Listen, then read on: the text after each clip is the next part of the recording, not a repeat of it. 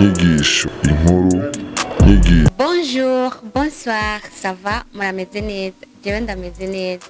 Karibu cyane ku nkuru nyigisho, no musi turi jeudi, no musi w'inkuru nyigisho. Ushaka kuba ufise ikibazo cyo mu buzima gitandukanye, don't worry, c'est la vie qui change, byose bizagenda neza. Sourions à la vie car elle est trop courte. Hama uno musi rero nabateguriye inkuru nyigisho. Navuga ko iza kuba benefique cyane muri vie courante tubayemwo. Fata agatebe wicare kugira ngo uyikurikirane.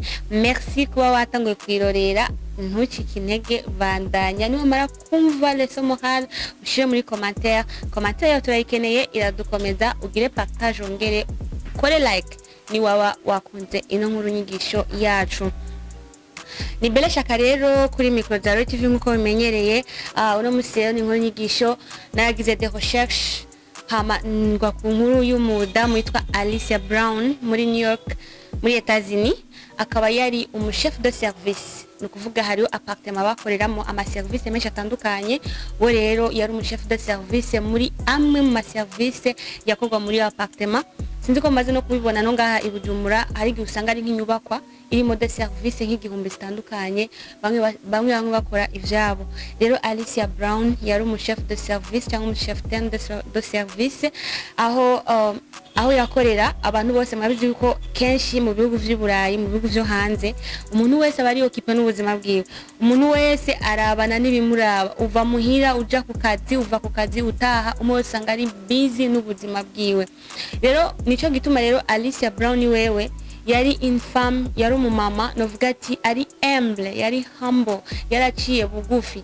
Peu importe n'ubwo yari umuchef de service, imbere yiwe abantu bose yabahereza ubumuntu, kuko apart yo kugira grade yo kwitwa ati uri kanaka canke ujeje iki canke ukora iki, urafise grade yuko twese turabantu. Nta muntu umwe ndabona afise grade irengeye ngo yitwe ngo umumarayika canke yitwe ngo ni Imana. Everybody twese twitwa yuko turabantu.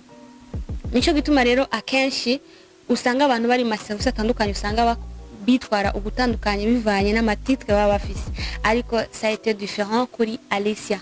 Kurikirana rero umve ibyabaye kuri Alicia n'ukuntu yarabayeho. Alicia Brown rero wewe yari umumama, igihe cyose ageze aho yakorera, igihe cyose atonze agashika ku kazi.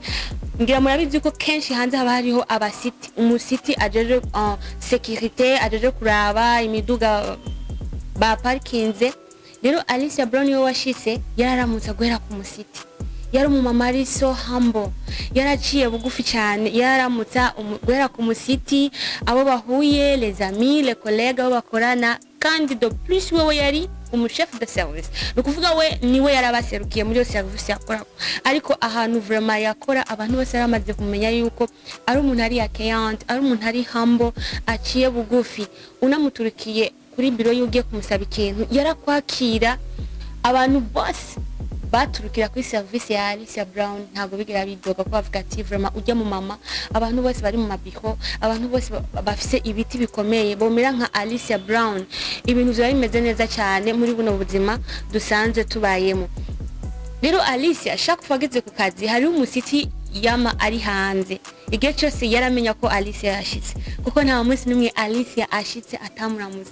Kandi Alicia agwaye ntatonde, yaramenya ati ewa mu mabuja wo muri ga service ntiyaje kuko yari kuturamutsa.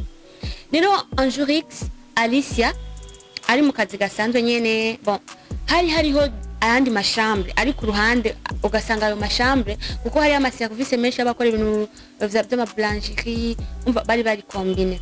Rero hakaba hariho rero ishambre yo babikamo inyama, donc yari di freezer, yari chambre irimo ibintu by'amabarafu babikamo ibintu kugira ngo ntibipfe n'ivyo nonekaye.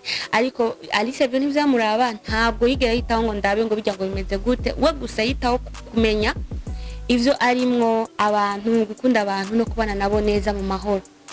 Rero un jour X Alicia aravuga ati none akwa bon ijya chambre ko nkunda kuyibona ikorerwamo ibiki, kugira ngo ushaka kugira enquête tukavuga ati shaka kudekuvura ikintu kiriko gikorerwa haje, shaka kumenya eske hajya ahantu hari biki. Aravyumvira kesha avuga ati ariko jewe umunsi umwe ngenda kuraba ibintu biri hajya wahakorera ibiki. Umunsi ambira avuga ati ndaza kuhaca, no biranga. Avuga ati reka nayo mugabo uwundi munsi jewe hajya ahantu nzohaca. Niho rero uyo munsi arashika, ico gihe yari yaberewe cyane. Wa musiti aramuramutsa, mahoro umeze neza urumva umuntu wese anakuravye aca gutwengera abantu baramukunda cyane Alicia Brown yari umuntu afise igikundiro ku bantu bivanye n'ukuntu yitwara ku bantu umuntu wese yaba muto yaba mukuru rero Alicia Brown aravuga ati aje gukora akazi amasaha gutaha ageze avuga ati reka ngende kuraba kijya chambre ibiberayo ndabijya chambre ikintu bakorerayo Alicia Brown niho kuca yinjira muri ya chambre hari huguruye ariko ikintu atamenye nuko umuryango urimo defreezer ari umuryango wakunda kwibloka kandi nta muntu umwe yinjirayo hinjiraho umuntu yari abijejwe yarazi n'ukuntu awudebloka kandi yabatwaye ibintu cyangwa agiye gukurayo ibintu surtout Alicia Brown rero arinjira muri ya chambre amaze kuhagera avuga ati reka ninjire no mu muryango ngira kabiri arinjira mu muryango ngira kabiri kumenje hahandi hari zabarafu ibintu hari defreezer hari ama freezer wa muryango curi bloka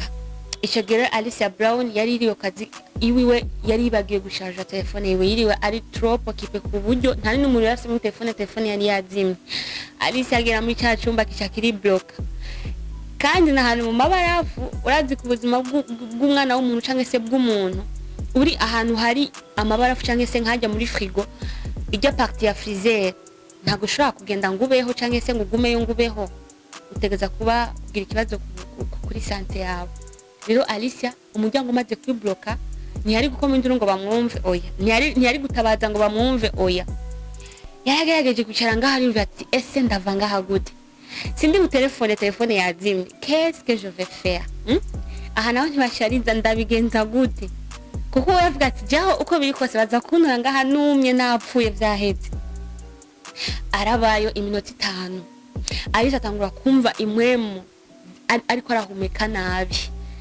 gato gusa aseze sante we iraba bavuga ati iragira ikibazo ku buryo Alicia yatanguye kuvuga ati ese gamana uno musi wanje wa nyuma ubyo mbega ngaha ndahava gute umva hari giba mu kintu ukaja muri suspense ku buryo umva nyine ko nta solution ku buryo ubona nyine ko nta nzira yo kuva muri ico kintu wa musiti rero yakunda kuramutse yari hajya kuri ku muryango wo gusohoka aravuga ati wo mabuja ko ataraza kuzezera kandi amasaha yo gutaha yageze imisi yose n'umuntu ari ponctuel ageze gutaha araza kandahunza akansezera arabyumvira nk'iminota 3 avuga ati nore kandi ugenda wa mustara duga acha kuri bio wasanga harugaye avuga ati none yo yaciye kuba byoshika Alicia Brown ntasezera giye ati oya ntibikunda wa musiti acha fata kayira aragenda buke acha mu mashambre niyo kucashikana hahandi Alicia yinjirana arinjira rugurura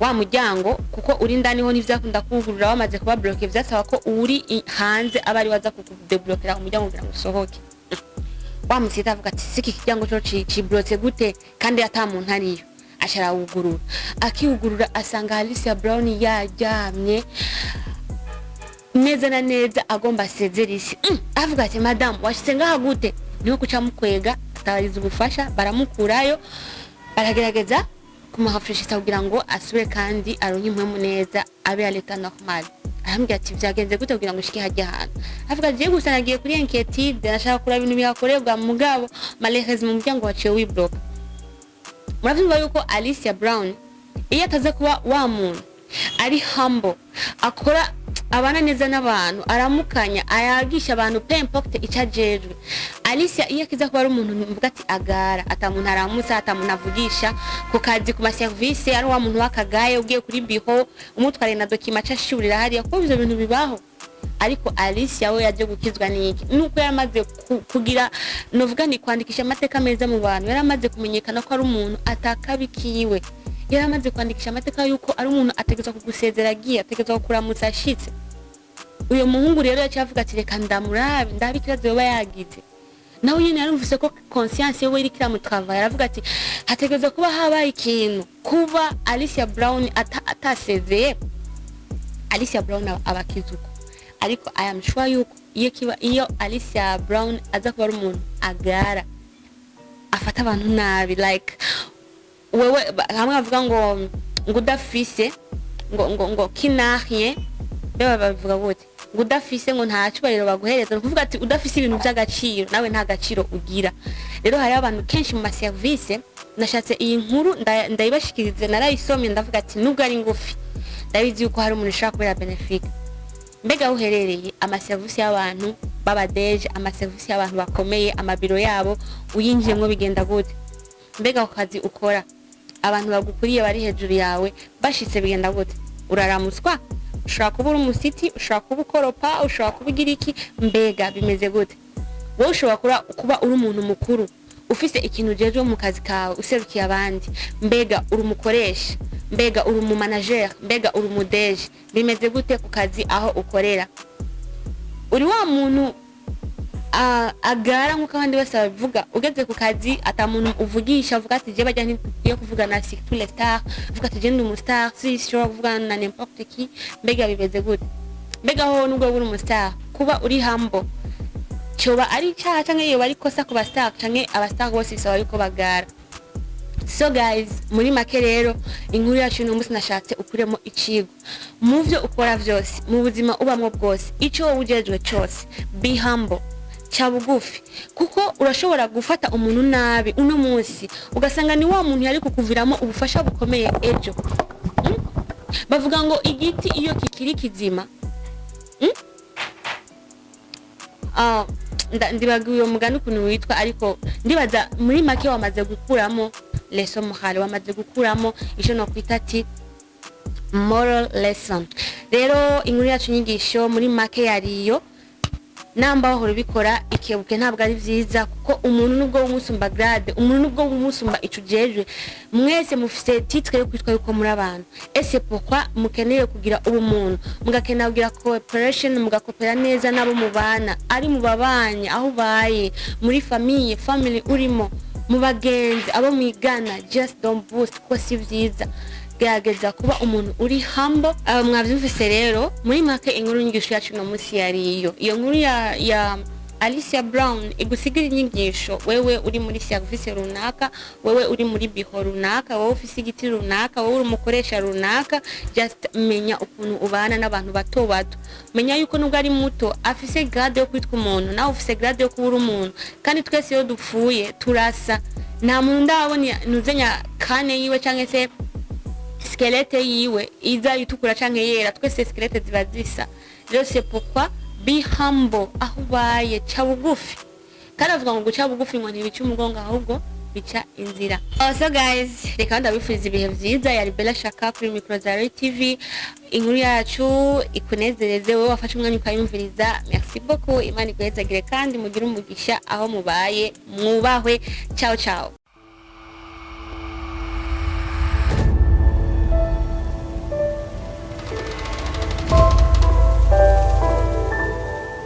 Lloyd TV.